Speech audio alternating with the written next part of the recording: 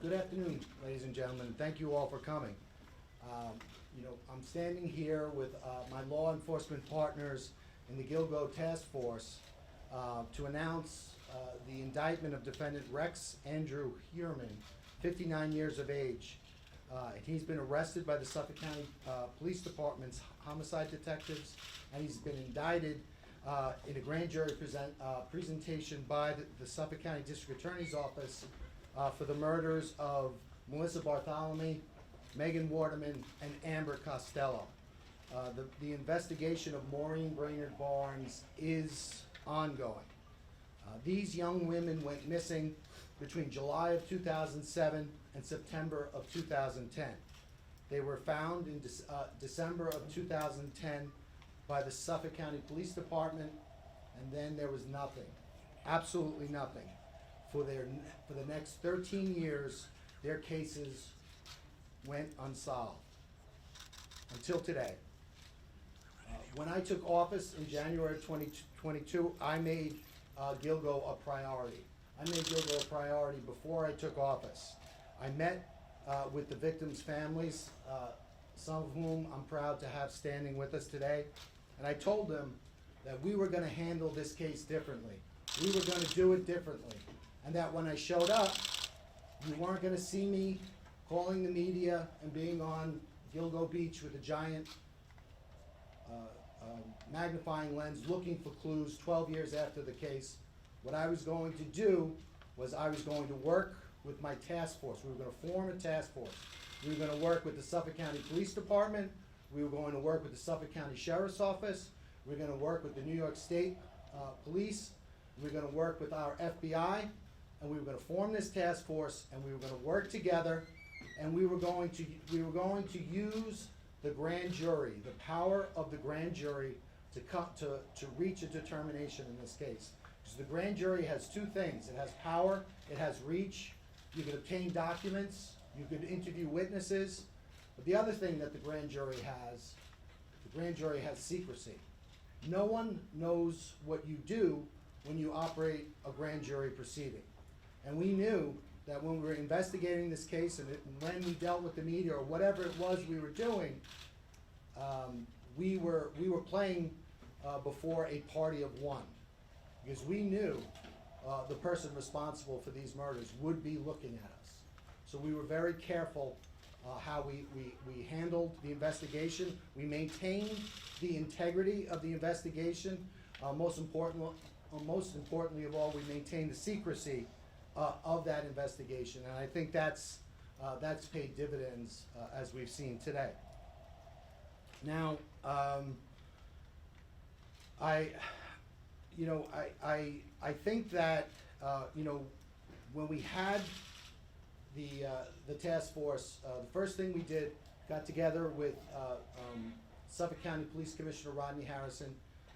We formed the task force. Our first meeting was February 1st of 2022. And what we did, all of the agencies here, we made the commitment. We were going to take our most talented investigators. So in the District Attorney's Office, we took ADAs, myself included. We took analysts, we took detective investigators, and they worked on a daily basis with other talented investigators from all of the agencies here. We started that in February 1st, 2022. 6 weeks later, on March 14th, 2022, the name Rex Heuermann was first mentioned as a suspect in the Gilgo case. A New York State investigator was able to identify him in a database, and from that point on, we used the power of the grand jury, over 300 subpoenas and search warrants looking into this individual's background to bring us to this day. So I'm proud. I know that this case is over, but I'm proud of what we've accomplished up to this point. I know we have more to accomplish, but I'm also thankful for the partnership of the task force, because certainly without the participation of the task force, we wouldn't be standing here. Before I thank some folks and turn it over to our partners. I just want to talk a little bit about the evidence in the case. I know a lot of people know about the case. As I indicated, the victims went missing between July of 2010 and July of 2007 and September of 2010. In December of 2010, they were their bodies were recovered. They were buried in a similar fashion, in a similar location, in a similar way. All the women were petite. They all did the same thing for a living. They all advertised the same way, and there were similarities with regard to the crime scenes. All the women were bound at the head, at the midsection, or at the chest, and later at the legs. The other thing I think that that's been talked about in the media was they were bound by burlap.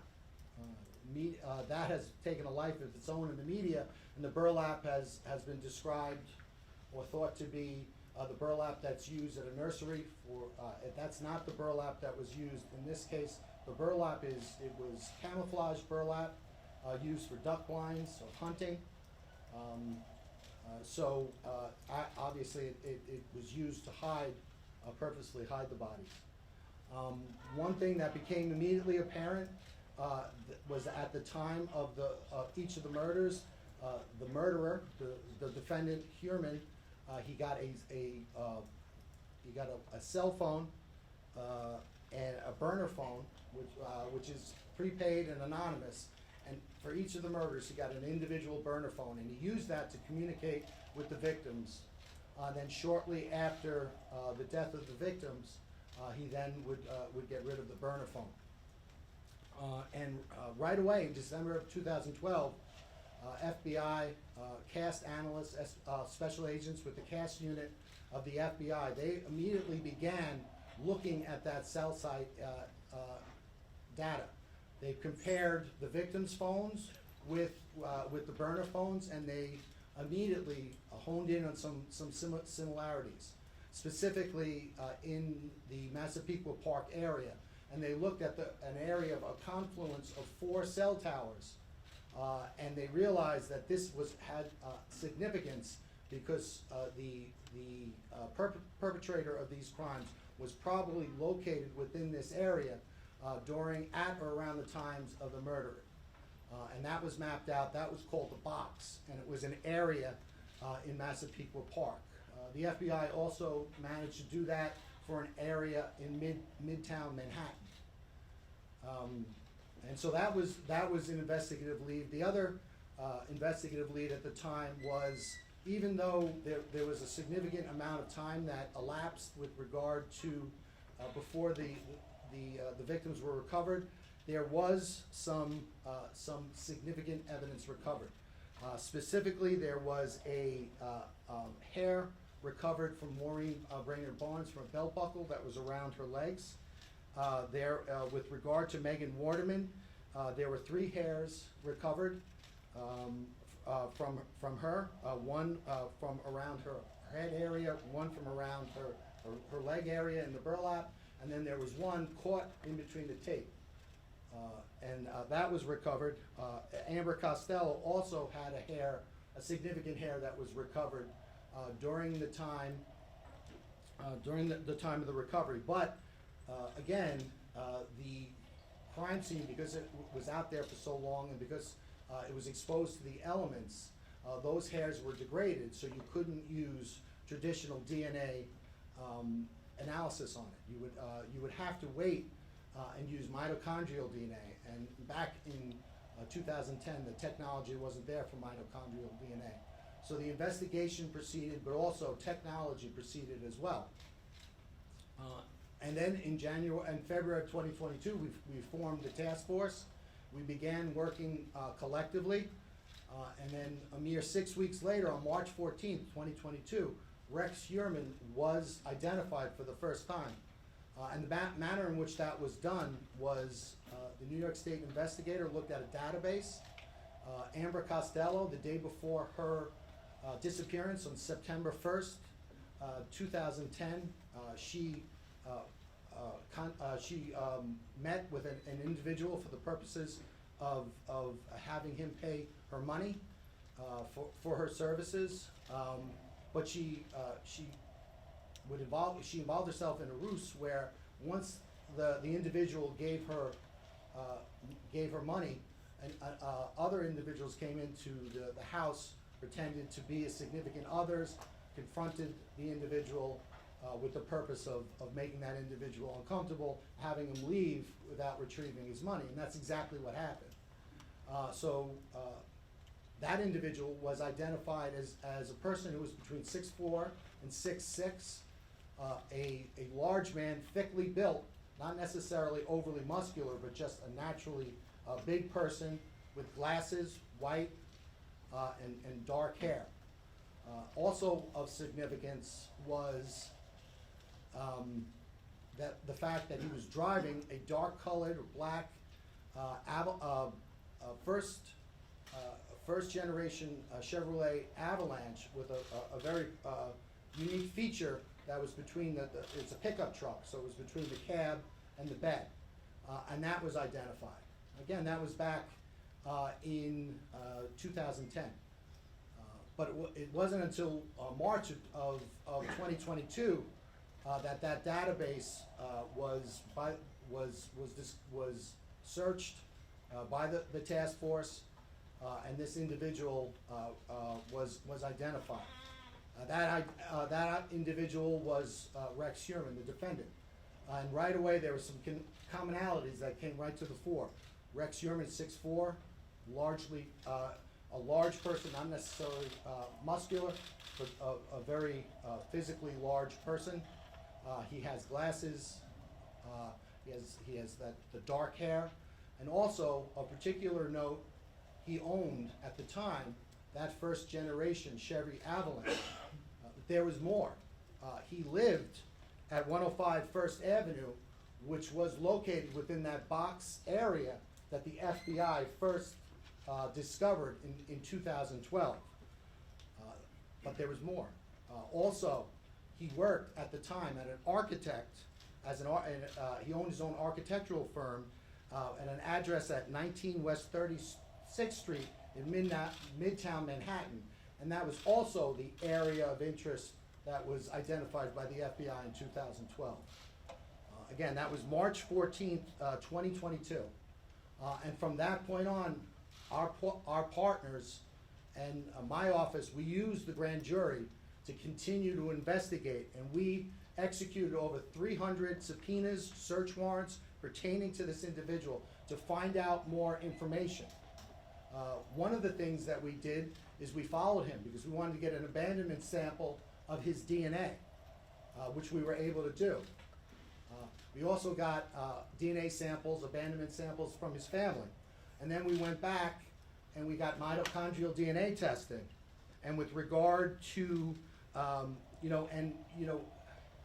there's an aspect of New York State law that doesn't allow me to talk about DNA testing, specifically at press conferences. So I can't do that. However, at the arraignment, and also when we filed our bail letter, we talked about the significance of that evidence. So if anyone needs to see that, but suffice to say, that evidence was significant, especially with regard to the other evidence that we had developed. But there was another interesting aspect. We looked at the Heuermann family travel records, and we learned that during the murders of the last three women, Barthelemy, Waterman, and Costello, that during the commission of those murders, the defendant's wife and children were out of New York State, and he was alone in the tri-state area. We also went back and looked at his cell site records, and we compared his personal cell site records with that of the 4 target phones, and we saw that there was areas of commonality. In other words, that whenever the target phones would bounce off a cell tower, if the Heuermann personal phone bounced off a tower. It was always consistent and in close proximity with the target phones. And at no time was there ever an instant where those target phones were, for instance, in New Jersey while the defendant was on Long Island. So that was completely consistent. The other thing that we looked at was we looked at his use of burner phones, and we followed, using the grand jury, using the great investigative help from our partners, we followed his use of burner phones. We were able to identify 7 separate burner phones that he used. We were able to use fictitious or fraudulent email addresses and get Google warrants, and from there we got his searches. And we learned what the defendant was searching. In a 14-month period, he had over 200 searches pertaining to the Gilgo investigation. Not only was he looking at investigative insight, he was trying to figure out how is the task force using cell phones to try to figure out what's happening. What are the developments with regard to the task force? And this really supported our decision to keep our investigative focus secret, because we knew that this one person would be watching. We didn't want to give him any insight into what we were doing, and we also didn't want him to know just how close we were getting. So we maintained the grand jury secrecy, and we maintained the integrity of our investigation. In addition to those Gilgo searches, he was compulsively searching pictures of the victims, but not only pictures of the victims, pictures of their relatives, their sisters, their children, and he was trying to locate those individuals. In addition to that, there was a lot of torture, porn, and what you would consider, depictions of women being abused, being raped, and being killed. In addition to all of that, we continued to look, and we were able to determine that Chevy Avalanche that was used during the commission of the Amber Costello crime, that Chevy Avalanche was in South Carolina. And again, with the help of our partners, we were able to seize that Chevy Avalanche pursuant to a search warrant, and we're certainly going to analyze that. In addition to that, pursuant to the arrest of the defendant last night by the Suffolk County Police Department, we obtained one of his burner phones, his last burner phones. As I said, this case is not over, it's only beginning. We're continuing to execute search warrants, and we anticipate getting more evidence. Before I turn it over to my partners, I want to thank a lot of people in the room. First and foremost, I want to thank the victims in this case.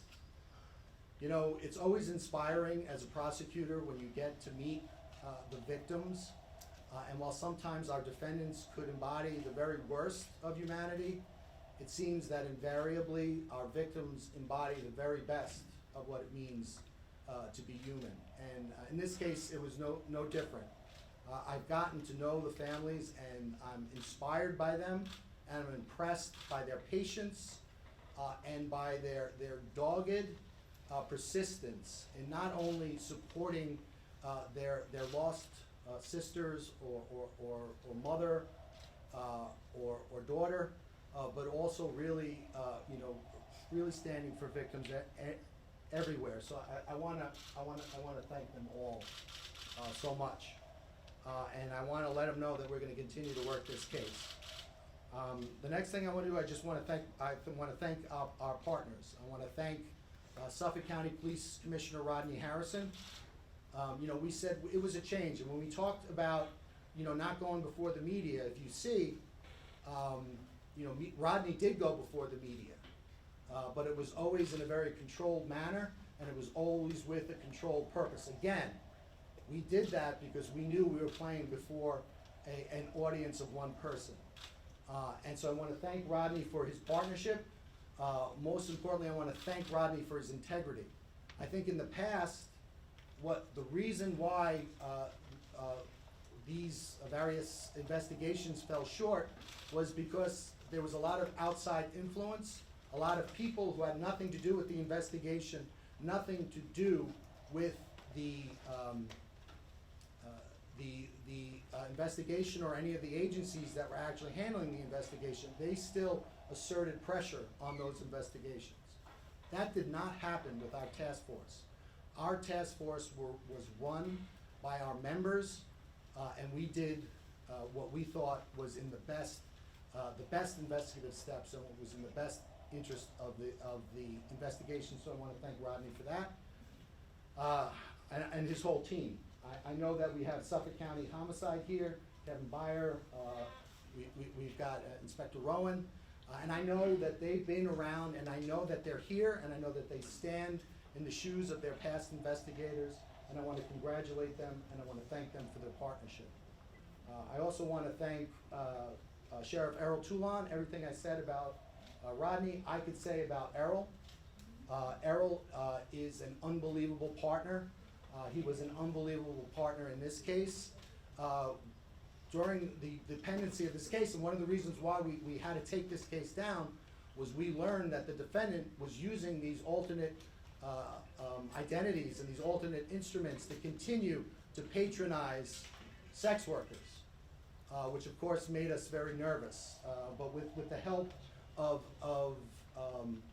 the sheriff and his database and his analysts, we were able to continually stay one step ahead of the defendant. So thank you, Sheriff Toulon. I want to thank the FBI. I know Assistant Director in Charge Michael Brodak is here. I want to thank his entire team. You know, when you have the FBI, not only do you have tremendous resources and insight, whether it's the Behavioral Sciences Unit, whether it's CAST, whether it's CART, which is their computer unit, but you also have the ability to seize a car in South Carolina. I can't seize a car in South Carolina without the FBI. So thank you for that, and thank you for your partnership, and thank you for your willingness to work with us. I want to thank the New York State troopers. I know Major Udis is here and his team.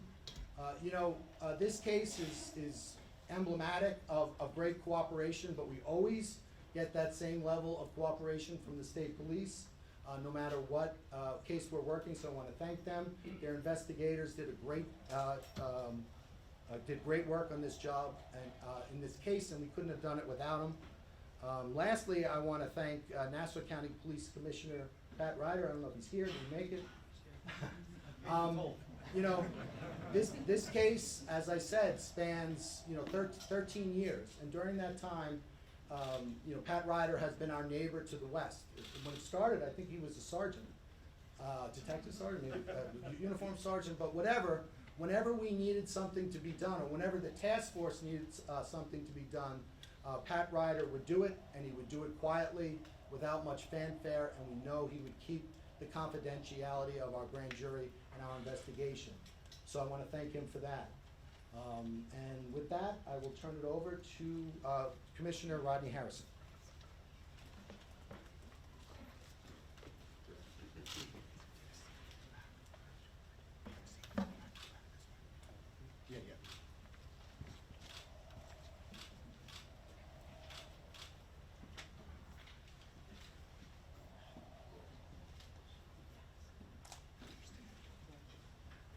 Good afternoon.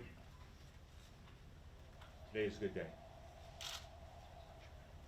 And before I acknowledge the individuals that had a role in getting to this place, I would first and foremost like to offer my deepest condolences to the family members. To the family members of Amber Costello, Melissa Barthelemy, Megan Waterman. I can only imagine what you had to endure over the last decade regarding knowing that your killer was still loose. God bless you.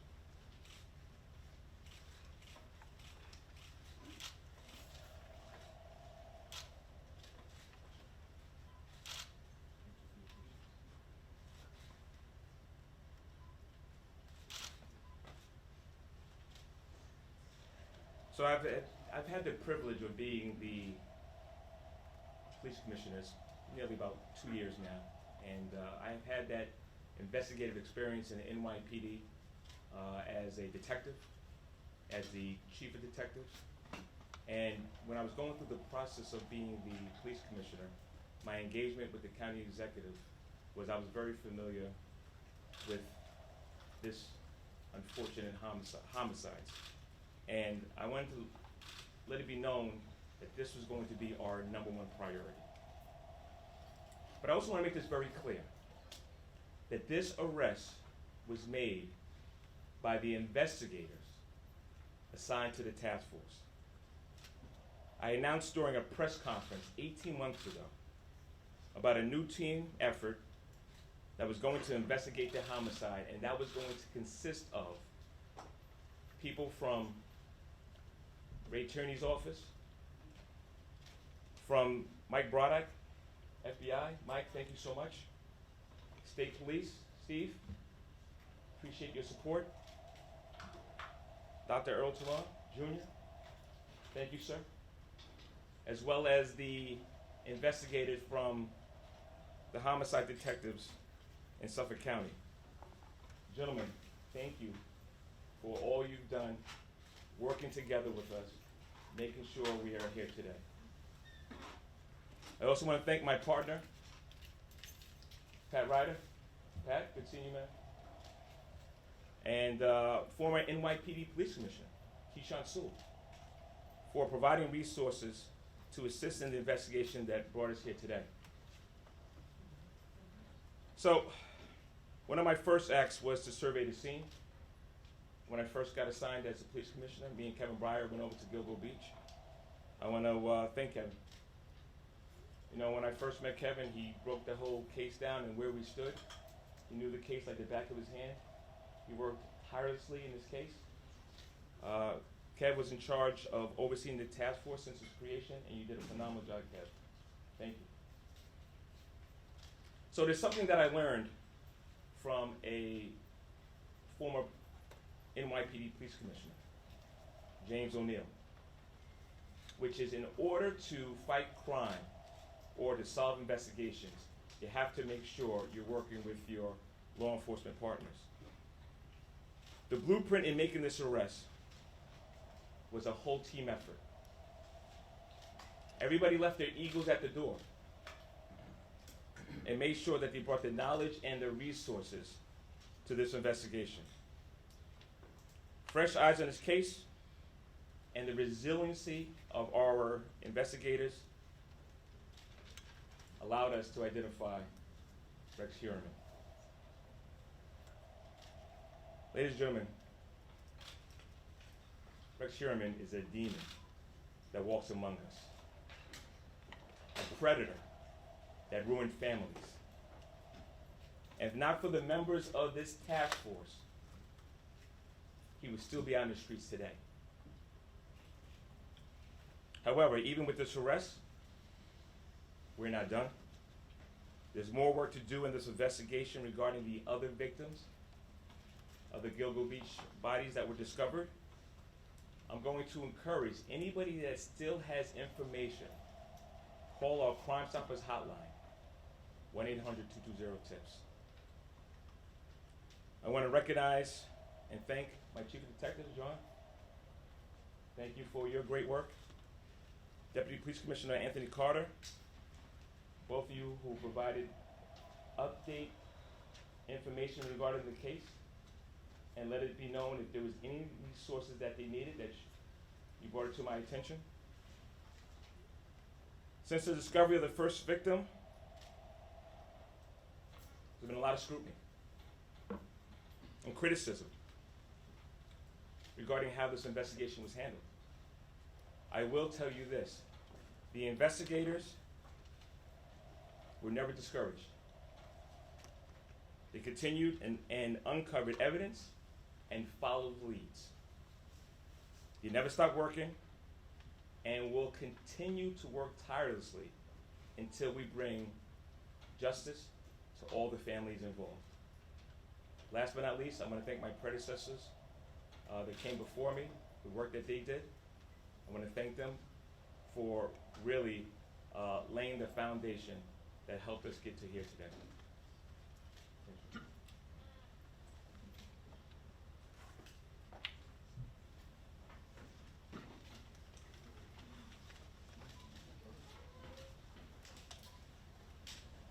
Good afternoon. My name is Michael Brodak. I'm the FBI Special Agent in charge of the New York office's Criminal Division.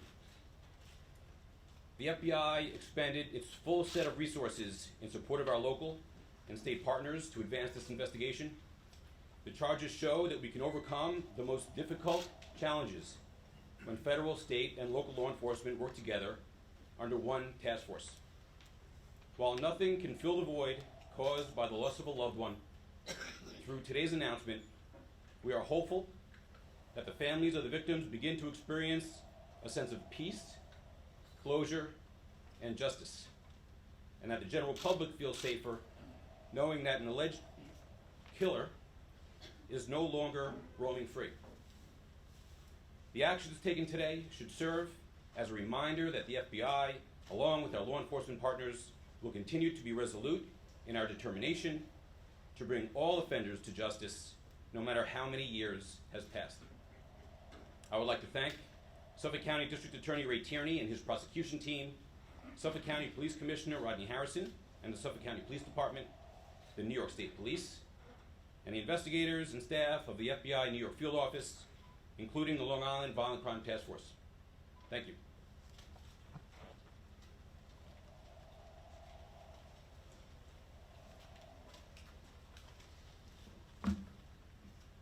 Good afternoon. My name is Dr. Errol D. Toulon Jr. and I'm the Sheriff of Suffolk County. I would profoundly like to thank the District Attorney and the Police Commissioner for including me not only here today, but for including the Suffolk County Sheriff's Office and recognizing the importance of jail intelligence. It is extremely important when you realize that we created our human trafficking unit in 2018, that there are victims in our community, and that intelligence is being shared by many of the men and women who are incarcerated today. And we have seen many disjointed investigations occur, and leading up to the leadership of these two men have really brought everything together. I am proud that today we stand here a little bit closer to bringing closure to the families and extend my deepest condolences to all of you. Because of the nature of this case, and recognizing that human trafficking and corrections intelligence is so important, we realize that there are many other cases that are going on that we will help to solve going forward. So I thank my intelligence staff and team that are here today for their diligence and their work. While we did our part in this investigation, we continue because we have to house this individual. We have already designated or talked about certain locations where we will house him, and in addition, the security measures we will implement in our facility to make sure that this individual is brought to justice the way he should be. Thank you very much, and have a good day.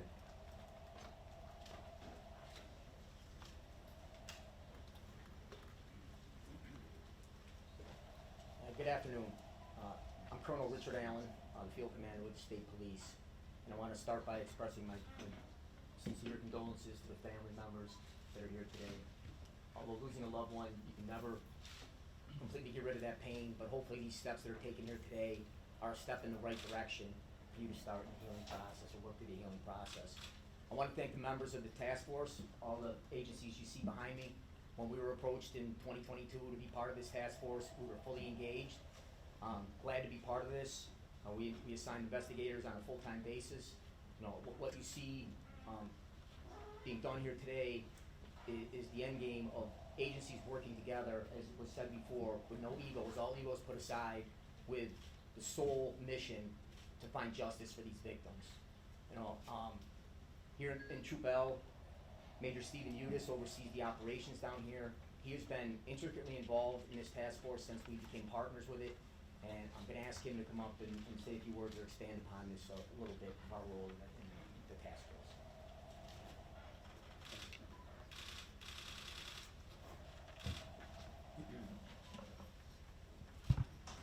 Thank you, Colonel. Good Good afternoon. I'm Major Steve Udis, New York State Police, Troop L, Long Island Troop Commander. I'd like to take this opportunity to start off by acknowledging the DA, Ray Tierney, and Commissioner Rodney Harrison for having the vision to see that forming a task force might breathe new light into this investigation.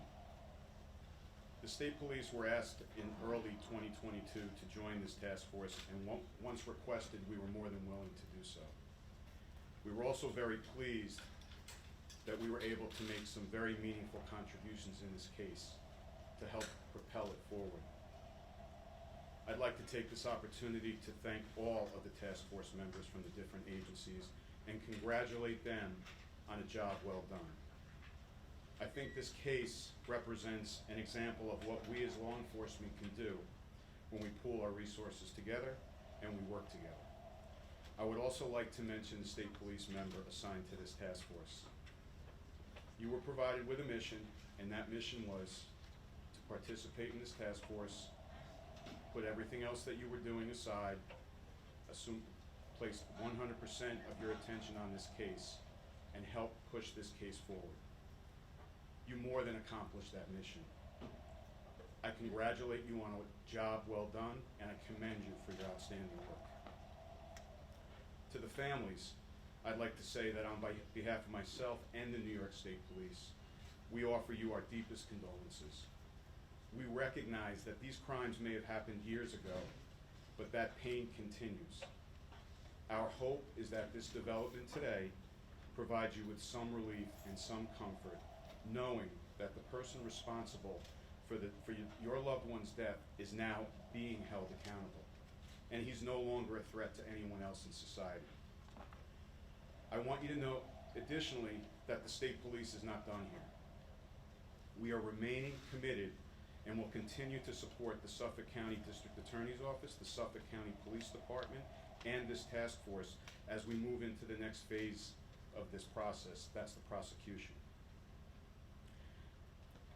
I would also like to say something to everyone watching this with us today. There's been a lot of discussion here today about charges, about the suspect, about what happened, but I would also like everybody to take the time to join with me and keep the families of the victims and the victims themselves in your thoughts and in your prayers. Each one of these victims was a family member and a loved one, and their void and their loss caused great pain, and they did not deserve this. Nobody is deserving of this. We hope this development today will bring some comfort to them as they move forward. Thank you.